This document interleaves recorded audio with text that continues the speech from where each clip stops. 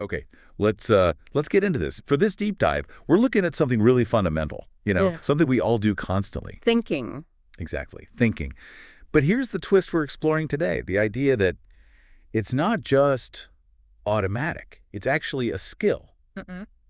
A skill you can learn, like really learn and get better at. And the source material we're using today Hmm. is like the very first lesson, right? Yeah. From a course designed to actually improve how you think. Yeah, the foundation before you even, start the exercises. So our mission here is to unpack why. Why is it even necessary to think of thinking as a skill you have to learn? Right. What's wrong with how we do it naturally? And then what are the key steps this source outlines for actually, well, learning it? We want to give you some practical insight into improving your own thinking quality. Definitely. And the starting point from the source is pretty bold. It basically says our default thinking. It isn't necessarily logical or fair. Ooh. Yeah, it describes it as often being like selfish, biased, just full of errors. Wow, so that's the baseline. That's where we start. That's the challenge it sets up. The thing we need to address if we want to think better. So my everyday brain, just humming along, it's not actually optimized for truth or fairness automatically. That's quite something. It can be a bit of a shock, yeah. And this is where the idea of critical thinking comes in. The source credits Richard Paul with a definition here. Okay, what is it? It's beautifully simple, really. Critical thinking is basically thinking about thinking. Thinking about thinking. It's with the specific goal of making it better, stepping outside your own thoughts to examine them. I like that frame. But, Oh. okay, if the brain's so amazing, why isn't the default just good? Why the errors? Why the bias? Well, it's not about the brain being flawed exactly. It's more about what evolution prioritized. The source points to two key brain features that really explain these, let's call them built-in limitations for pure logic. Okay, lay them on me. What are they? So the first one is the brain's need for speed over accuracy. Think about it. Survival often depended on reacting fast. Right, like jumping away from a falling rock or something. Or Yeah. even driving today. Exactly. Split-second decisions. That need for speed is hardwired. Makes total sense. Survival mode. But the consequence of prioritizing speed is that the brain doesn't always stop to analyze everything. It uses shortcuts. Mental habits, you could say. Algorithms. Okay. It tends to grab the first bit of information that seems plausible or the easiest mental path instead of doing a full scan. Ah, so it's like grabbing the nearest tool, even if it's not the best one for the job, just because it's quick. That's a great analogy. Yes. Accuracy often gets sacrificed for that speed. We miss things, overlook possibilities, just because the system is optimized for rapid response.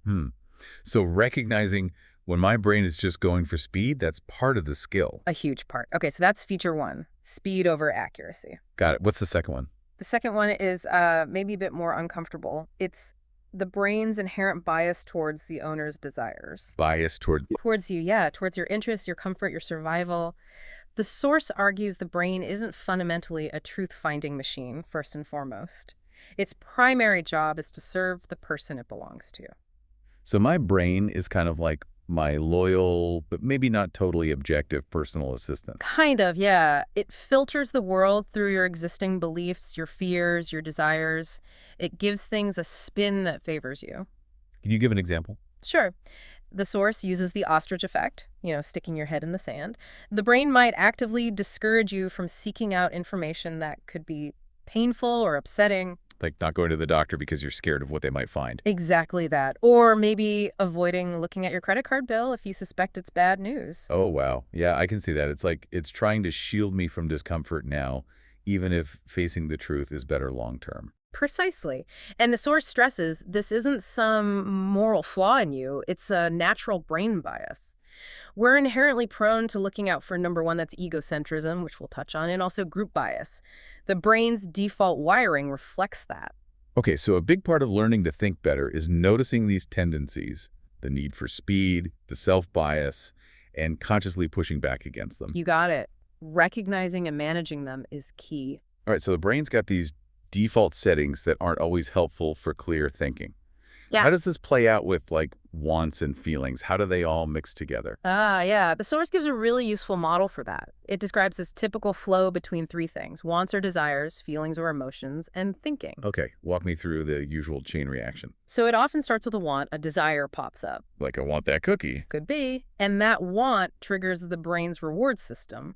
which then stimulates the amygdala, that's the hub for our emotions. Right, the feeling center. So Yeah. want sparks of feeling. Yeah, a strong connection there. Then signals go from that emotional center, the amygdala, up to the frontal cortex. Okay, the thinking part of the brain. Generally, yes. That's where we associate conscious thought, planning, rational analysis. But here's the kicker from the source. Uh-oh. In this standard sequence, thinking often comes last. The last. Yeah. It happens after the desire has flared and the feeling has already been generated. So a lot of the time, our thinking is actually just figuring out how to get what we already want or justifying the feeling we already have. Wow, so thinking isn't the driver. It's more like the navigator, figuring out the route after the destination's already been picked by feelings. That's a fantastic way to put it, yes. It's often reactive, receiving the desire or emotion, rather than proactively evaluating it with logic first. Ah. And, scientists like Antonio Damasio, who the source mentions, have done a lot of work showing how deeply connected our emotional systems and our rational systems really are. It's not like they're totally separate. That makes it feel very real, Yeah. grounded in the science.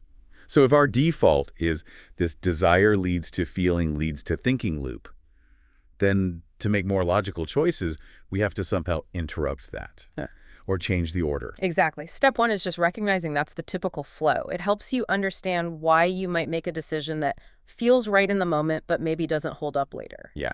So the skill involves learning to manage that interplay, to pause, to bring deliberate thinking in earlier before the emotion just takes over the steering wheel.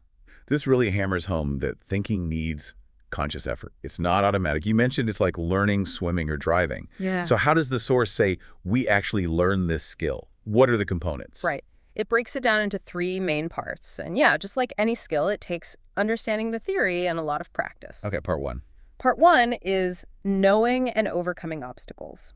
Basically realizing that good thinking doesn't just happen easily. There are roadblocks. Internal ones, I guess, like the brain biases we talked about. Definitely. Our own mental shortcuts, the speed thing, the self-interest bias, those are huge internal obstacles.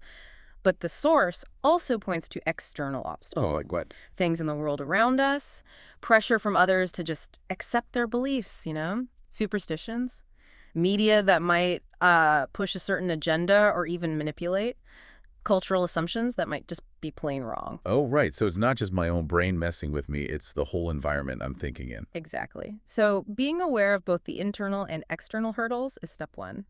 Then part two is learning thinking skills. Ah, the practical tool. Yes, acquiring specific techniques. The source mentions things like the art of decision-making, actually learning how to identify variables, weigh options, instead of just going with your gut or doing what you always do. Okay. It also includes skills like managing your emotions effectively so they don't just hijack your thoughts, using strategic thinking to plan for goals, and using creative thinking to tackle problems in new ways. So it's about actively practicing how to think through stuff in a more structured way. Precisely. These are learnable skills. And the source emphasizes that practicing them directly improves your thinking quality, makes it sharper, more effective. Makes sense. Obstacles, skills. What's the third part? The third part is developing thinking virtues.